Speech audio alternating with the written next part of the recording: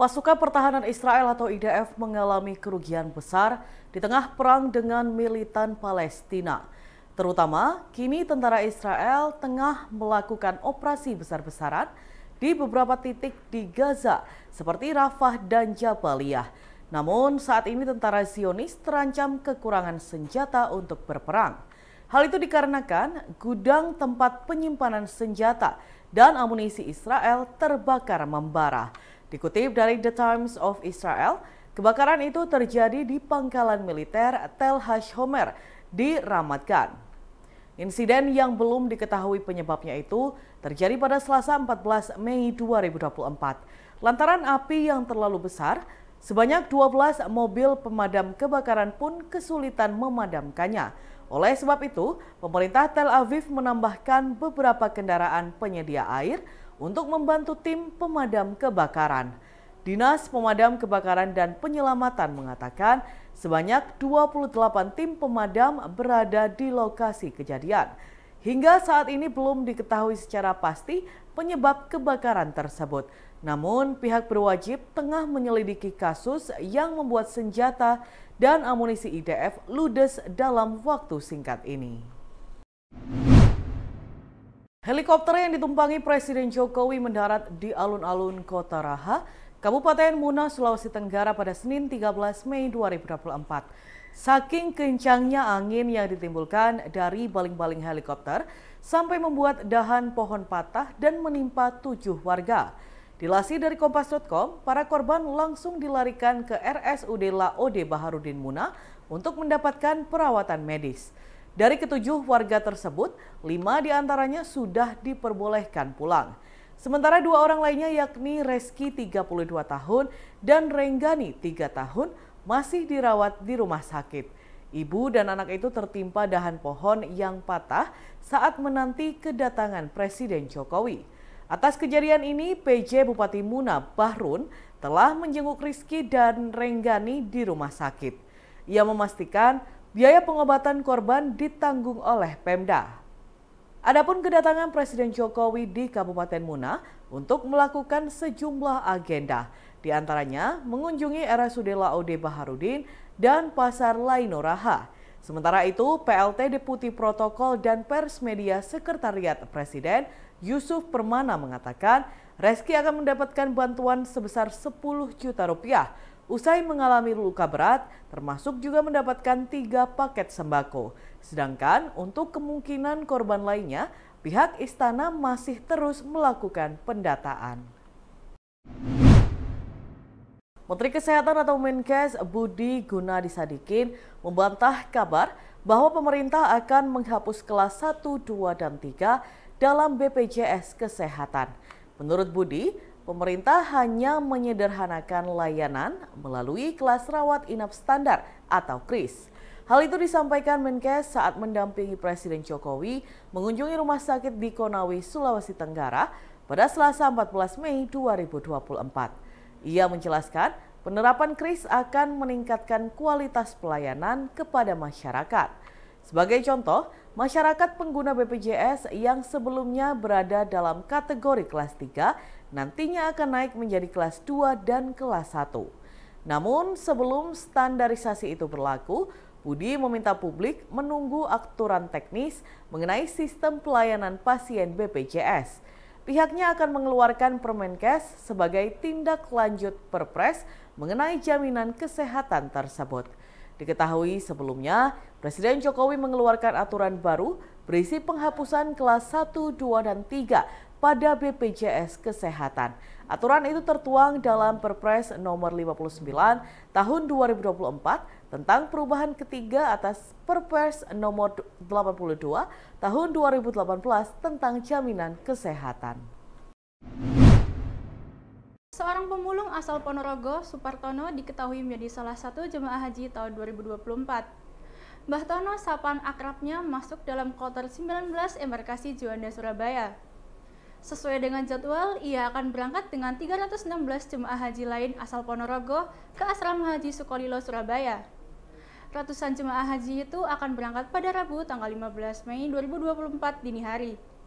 Mbah Tono yang merupakan pemulung diarak oleh teman-temannya dari komunitas pemulung peduli lingkungan atau PPLING menggunakan gerobak yang bisa digunakan untuk mengangkut sampah. Ia mengaku senang dan terharu serta deg-degan lantaran tak pernah naik pesawat. Marsudi, seorang anggota PPLING, menyebutkan mengarak Mbah Tono merupakan wujud syukur karena salah satu di antara mereka bisa naik haji. Marsudi juga mengatakan mengarak dengan gerobak memiliki arti bahwa seorang pemulung pun bisa berangkat ke Mekah. Mbah Tono yang akan menunaikan rukun Islam kelima ini berharap dapat berangkat dan pulang dengan selamat, serta menjadi haji yang mabrur dan bisa membawa keberkahan, juga dapat dijadikan inspirasi bagi PPLING lainnya. Dan Tribuners, berikut kita simak wawancara pemulung naik haji Mbah Tono dan anggota PPLING Marsudi. Perasaan saya terharu, alhamdulillah, ya seneng, ya ndredeg, karena belum pernah naik pesawat, belum pernah. Senang dedek, tapi saya hanya pasrah saja kepada Tuhan Yang Maha Esa. Saya pasrah itu saja. Tadi ketika diarak persiapan khusus gak Pak? Ya persiapan jalan-jalan, ya jalan sambil mulung itu, ya 5 kilo, ya biasanya itu keliling Ponorogo itu sambil bawa itu, yang tahu bapak-bapak tahu bawa saya bawa karung, ini tahu banyak yang tahu. Harapan Pak Tomo apa sih Pak? Semoga saya nanti berangkat selamat, pulang selamat, semua jamaah selamat, nggak ada halangan suatu apapun. Harapan itu. Pak, ini tadi kan diantar teman-teman Pak. Gimana, Bangga, seneng atau gimana? Ya seneng saya, gimana memang terharu. Saya berangkatnya 83 itu saya beli becak itu 40.000, itu ngoyo. Saya jualan kambing 1, punya uang 5.000. Sepedanya bapak saya itu saya gadek nih 20.000 itu untuk beli becak. Beli becak 40.000 tahun 83 itu ngoyo sekali. Buat mulung itu juga Pak ya? Buat mulung itu. Ini alhamdulillah sebagai wujud bersyukur kami karena kawan kami ada yang alhamdulillah Allah sudah memanggil dalam artian ke Mekah Al-Mukarramah, naik haji, dan itu sebuah panggilan suci. Ini istilahnya kalau bahasa Jawanya itu nyengguyung atau mendorong supaya lebih semangat dan penuh keberkahan. Nanti hajinya beliaunya bisa haji yang mabrur, kemudian membawa keberkahan bagi kami PPLING sehingga bisa ketularan. Jadi lebih ke inspirasi beliau, kemudian karena beliau itu merasa berangkatnya dulu itu memang dari pemulung, dari sampah, dari gerobak sampah. Makanya tadi naiknya juga dari gerobak sampah sebagai PPLING, sebagai pengingat bahwasanya ya dari situlah berangkatnya sehingga alhamdulillah bisa naik haji hari ini. Nyuwun tambahing pangestu, semoga beliaunya lancar sampai kembali ke Ponorogo.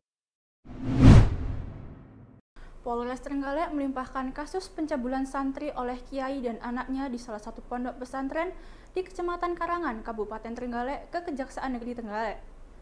Kapolres Trenggalek AKBP Gatot Bowo Supriyono menuturkan saat ini penyidik Satreskrim tengah melengkapi berkas perkara sesuai petunjuk P19 dari Kejari. Selama penyidikan dan pemeriksaan, ditemukan fakta baru yang terungkap mengenai tersangka M, 72 tahun yang merupakan pengasuh pondok pesantren, dan juga anaknya F, 37 tahun.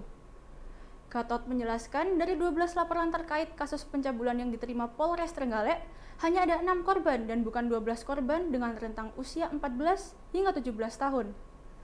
Gatot juga memaparkan bahwa kasus tersebut diduga telah berlangsung dalam kurun waktu 4 tahun, mulai tahun 2020 hingga 2024. Sementara modusnya, M meminta korban untuk membersihkan kamar pribadi miliknya. Lalu, di kamar tersebut sang kiai melakukan aksi pencabulan terhadap santrinya. Sedangkan modus yang dilakukan F adalah memanggil korban yang mendapatkan giliran piket malam. Korban lalu diajak masuk ke rumah dengan alasan akan diberi lotion anti nyamuk. Di ruang tamu rumah tersebutlah F melakukan pencabulan terhadap santriwati. Atas aksi bejat yang dilakukan bapak dan anak tersebut, keduanya terancam terjerat pasal 76E, Jungto pasal 82, ayat 1, ayat 2, ayat 4 UU RI nomor 17 tahun 2016 tentang penetapan Perpu nomor 1 tahun 2016 mengenai perubahan kedua dan atas UU RI nomor 23 perubahan 2002 tentang perlindungan anak. Mereka terancam pidana penjara paling singkat 5 tahun dan paling lama 15 tahun, serta denda paling banyak 5 miliar rupiah, ditambah sepertiga dari ancaman pidana. Selain itu, keduanya juga terancam terjerat pasal 6 huruf C, pasal 15 ayat 1 huruf B, huruf G UU RI nomor 12 tahun 2022 tentang tindak pidana kekerasan seksual, dengan ancaman pidana penjara paling lama 12 tahun dan atau pidana denda paling banyak 300 juta rupiah, dan serta pasal 294 ayat 1 dan 2, kedua KUHP dengan ancaman penjara paling lama 7 tahun. Dan Tribuners, berikut kita simak wawancara dengan Kapolres Trenggalek AKBP Gatot Bowo Supriyono. Hari ini Polres Trenggalek akan menyampaikan press release perkembangan kasus tindak pidana asusila atau pencabulan yang terjadi di wilayah hukum Polres Trenggalek, di mana kejadian yaitu terjadi di salah satu lembaga pendidikan di wilayah Karangan, di mana tersangka yang sudah kita lakukan penahanan kemudian penyidikan yaitu saudara M dan saudara MF. Perkembangan untuk kasus tersebut sampai dengan sekarang itu sudah kami limpahkan ke kejaksaan, kemudian dari kejaksaan ada beberapa petunjuk T19 yang akan segera kami penuhi, kemudian akan segera kami limpahkan kembali ke kejaksaan. Demikian rekan-rekan, barangkali ada yang perlu ditanyakan. Adanya pelapor ada berapa sekarang? Untuk pelapor atau korban sebanyak 6 orang siswi dari lembaga pendidikan tersebut. Download Tribun X sekarang, menghadirkan lokal menjadi Indonesia.